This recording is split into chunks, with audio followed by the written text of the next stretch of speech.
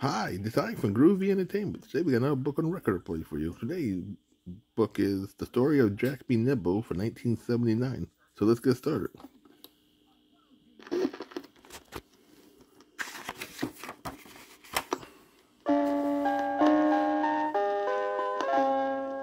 Jack, be nimble, Jack, be quick.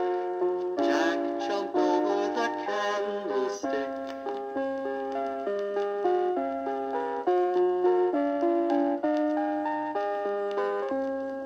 Jack, be nimble, Jack, be quick. Jack, jump over the candlestick. This is your Kid Stuff Read-Along book. Every time you hear this chime, it means that you are to turn the page in your storybook. Now we are ready to begin our adventure into the land of fun. Open your book, and we will start the story of Jack be Nimble. Remember, when you hear the chime, turn the page. It was a rainy day in Happy Land. Never had it rained for such a long time before.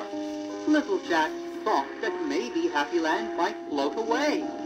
And if it does, I wonder just where it would float to. As evening began to fall, the rain did not let up. The little boy was sure that the rain would never stop. At dinner, little Jack asked his father, "Do you think the rains will go away?" Jack's father gave a grunt for an answer. "Ugh." Now that could mean either yes or no or maybe. After dinner, Jack opened the front door and looked out. "It sure looks terrible out here," he said to himself. "I wonder what will happen if it never stops raining and we have no lights and there are no candles. That would be terrible." As he looked out at the rainy night, he began to dream. He dreamt he was sitting on the top of his roof, floating down the main street. My, it would be terrible if it rained that hard. Just then, he heard his mother say, "Jack, it's nearly time for bed." So little Jack closed the front door and walked back into the living room. He gave his mother a big hug, and then he said good night to his father. His father gave a grunt, which could mean good night or pleasant dreams or whatever he wanted it to mean. Little Jack went straight up to his room. The pitter-patter of the drops of rain made a strange sound on his roof. Soon little Jack had put on his pajamas and jumped into bed. My, he thought to himself. It is lucky that my room is upstairs.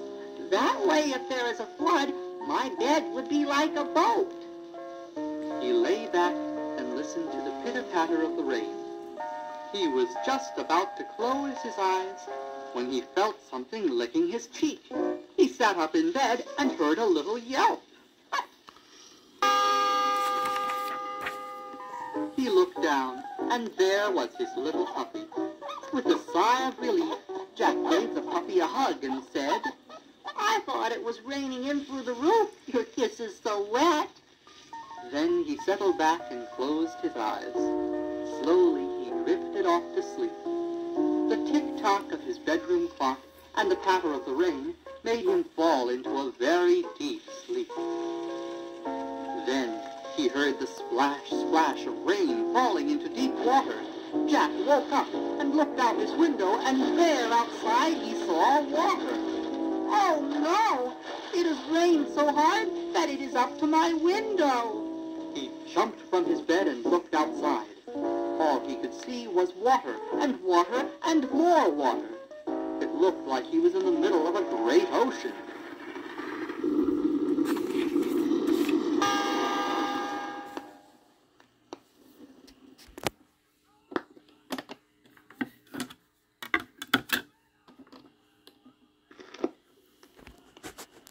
As he looked outside, he saw his little puppy sail by the window. "Stop!" he called out, but the puppy who was sitting on the roof of his doghouse was too far away. Jack then turned on the light in his room. It came on, and then there was a popping sound, and...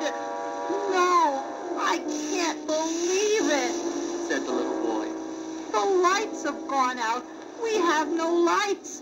What am I going to do? Outside the window, he saw his mother go floating by, and then his father went floating by.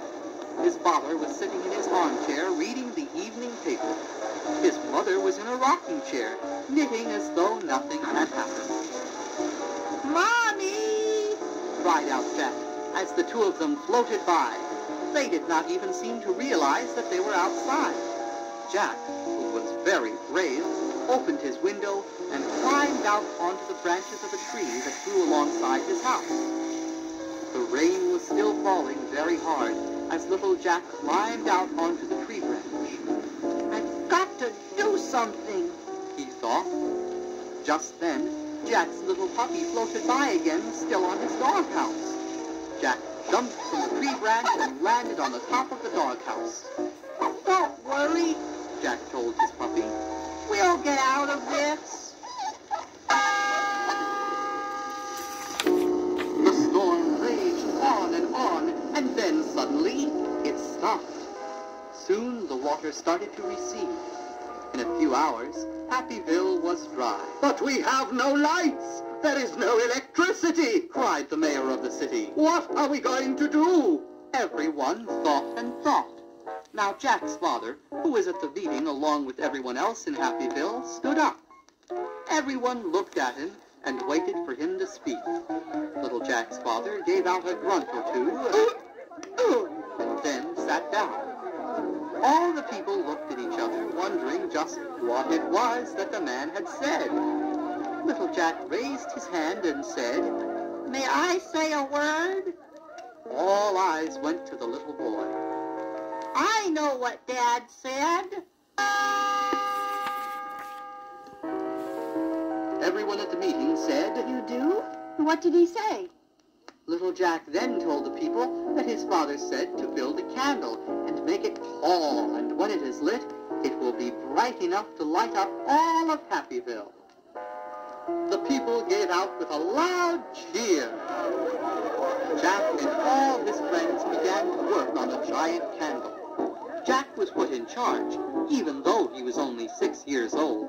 The mayor said, "You are in charge. You may be little, but you are very smart." So Jack worked and worked on the candle. When it was done, the giant candle was put in the center of the main street. Everyone looked at the candle, and then the mayor called out, "Oh no!" All eyes went to the mayor. They all wondered what was wrong.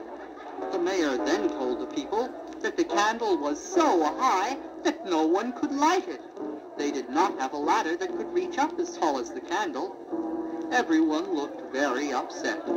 All their work on the making of the giant candle was for nothing. Then little Jack called out, "I will light the candle." Everyone wanted to know how he was going to do this. "I'm a very good jumper," exclaimed the little boy. The people all said, "Try, Jack. Oh, please try." Then Jack took a match and walked 3 blocks away from the candle. The mayor wondered just why he was going so far from the candle. Then little Jack began to run. He ran faster and faster, and then with a mighty jump, he jumped as high as the candle and lit it. And then landed on the other side. The people cheered Jack, and Jack cried out, "Thank you, thank you." The next thing little Jack heard was his mother saying, "Jack, wake up. You're having a dream."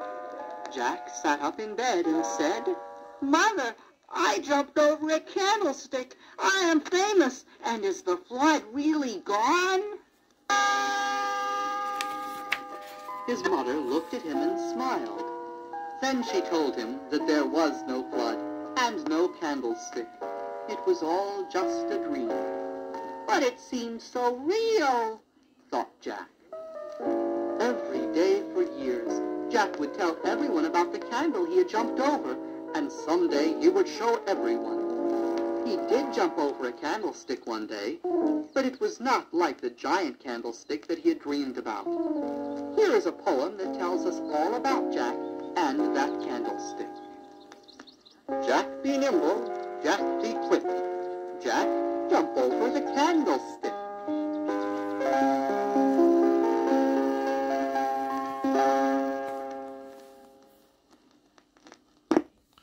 So that was the story of Jack be Nimble from 1979. So if you like, subscribe, share, and comment. Have a groovy day. Our next book will be My Friend the Clock.